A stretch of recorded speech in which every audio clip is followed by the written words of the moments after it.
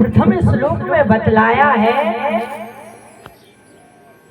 सच्चिदानंद रूपाय विश्वोत्पत्त्यादि Hathaway. भगवान के कितने रूप हैं, भगवान का गुण क्या है, भगवान करते क्या है। तो भगवान के 3 प्रकार के रूप बतलाए हैं, सत, चित और आनंद। भगवान सत घन है, चित घन है, आनंद घन है। सत्य कहिए जो बिन से नाई, वही सत्य है, जिसका कभी नाश नहीं हो सकता।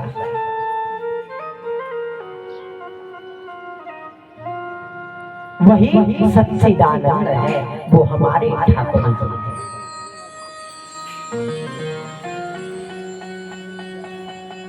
भैया परंतु आज कलयुगी मनुष्य है ना, वो सत्य क्या मान बैठा है, गाड़ी को, बंगले को, पुत्र को, पुत्री के मुंह को सत्य मान बैठा है। परंतु भैया ये सत्य नहीं है, ये तो कुछ क्षण के लिए है। परंतु भैया सत्य तो एक ही है, वो परमात्मा। भगवान चित्त स्वरूप है,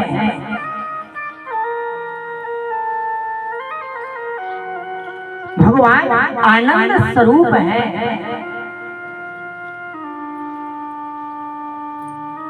जो आनंद सिंधु सुख राशि सीकर त्रिलोक सुपास।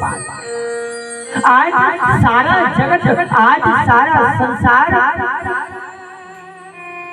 भगवान के नाम से सुखी हो रहा है, आनंद हो रहा है।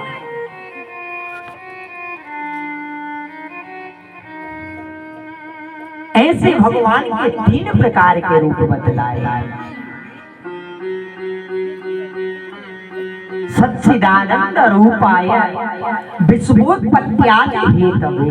भगवान करते क्या है, भगवान विश्व की उत्पत्ति करते हैं, भगवान पालन करते हैं और अंत में भगवान संहार कर देते हैं। भगवान 3 तापों का नाश करने वाले हैं। कौन कौन से? देहिक, देविक, भौतिक ताप। देखो मनुष्य के जीवन में 3 प्रकार के ताप बतलाए गए। देहिक यानी जो हमारे शरीर के द्वारा उत्पन्न हो रहा है, जैसे हमारे शरीर में फुंसी इत्यादि हो जाती है, बुखार के द्वारा हमारे शरीर को कष्ट होने लगता है, जो हमारे शरीर में पीड़ा उत्पन्न होती है, वो देहिक ताप। दूसरा ताप बतलाया है देविक, जो देवी देवताओं के द्वारा मनुष्य को कष्ट उत्पन्न होता है। और तीसरा ताप बतलाया है देहिक, देविक, भौतिक ताप, जो मनुष्य के द्वारा हमें प्राप्त होता है। अब मनुष्य के द्वारा कैसे प्राप्त होगा?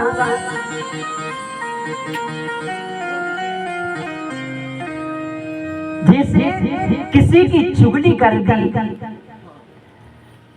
जैसे किसी की बुराई कर दी, एक दूसरे से झगड़ा करवा दिया, तो उसके द्वारा हमारे शरीर को कष्ट प्राप्त होगा। तो ये भैया भौतिक ताप है। इन 3 तापों का भगवान समन करने वाले हैं। श्री कृष्णाय वयं नमः। ऐसे परब्रह्म परमात्मा श्री राधा रानी के सहित ठाकुर जी के चरणों में हम सभी बारंबार प्रणिपात करते हैं। बोलो वृंदावन बिहारी लाल की जय। तो भैया भगवान के तीन रूप, भगवान के गुण और भगवान करते क्या है, ये वेद व्यास जी के द्वारा भागवत की महिमा के द्वारा आपको बतलाया रहे हैं। और ये भागवत जी से हमें क्या प्राप्त हो सकता है? भक्तिरुत्पद्यते पुंसा शोक मोह भयापहा। भैया ये जो भागवत जी है ना, कोई साधारण ग्रंथ नहीं है। इसके श्रवण मात्र से हमारे अंदर भक्ति ज्ञान और वैराग्य उत्पन्न हो जाता है। और जब ये तीनों हमारे अंदर प्रवेश करते हैं, भक्तिरुत्पद्यते पुंसा शोक मोह भयापहा। मनुष्य के अंदर जो कष्ट है, दुख है, शोक है, उसका भी नाश हो जाता है। भगवान उसका हरण कर लेते हैं। क्योंकि भैया ये जो भागवत जी है ना, भगवता प्रोक्तम भागवतम, सबसे पहले भगवान नारायण ने सबसे पहले जो भागवत जी 4 श्लोकों में ब्रह्मा जी को प्रदान किया। और ब्रह्मा जी ने अपने पुत्र नारद जी को प्रदान किया। और नारद जी ने वेद व्यास जी को प्रदान किया। और वेद व्यास जी ने अपने पुत्र सुखदेव जी को प्रदान किया। और आज सुखदेव जी के द्वारा राजा परीक्षित को माध्यम बना आज इस मृत्यु लोक में श्रीमद् भागवत की कथा सुलभ हो गई। बोलो राधे राधे। क्योंकि भैया देखो, ये जो कथा है ना, सारे देवता भी इस कथा के लिए तरस रहे हैं। आज सारे देवता इस भागवत की कथा के लिए तरस रहे हैं। और आज इस मृत्यु लोक के मनुष्यों की आलोचना कर रहे हैं। कह रहे हैं कि देखो तो भैया, हम देवता होकर भी भगवान की कथा को प्राप्त नहीं कर सकते। और इस मृत्यु लोक में, इस कलयुग में, इस साधारण मनुष्य भागवत की कथा को श्रवण कर रहा है। तो भैया ये बताओ कि आप सौभाग्यशाली है या नहीं?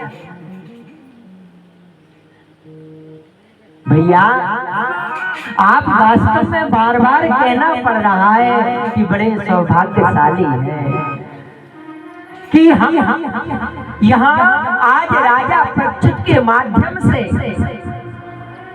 और यहाँ इस कथा को श्रवण कर रहे हैं। क्योंकि भैया ये साधारण नहीं है कथा, ये तो भैया कल्याण करने वाली है।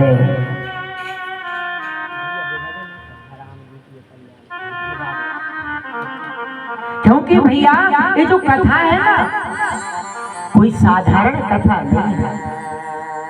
जो इस प्रांगण में आकर बैठ जाएगा, आपको ठाकुर जी ने इतनी सुंदर कथा श्रवण करने को दिया है, तो भैया मेरा तो यही कहना है कि आपको ठाकुर जी ने 7 दिन दिए हैं, आकर बैठ जाना तो आपका कल्याण हो जाएगा।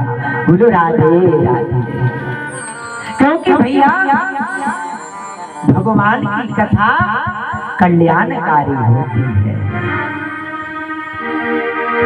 कथा राम जी की है कल्याणकारी, कथा राम जी की है कल्याणकारी, मगर ये करेगी असर धीरे धीरे, मगर ये करेगी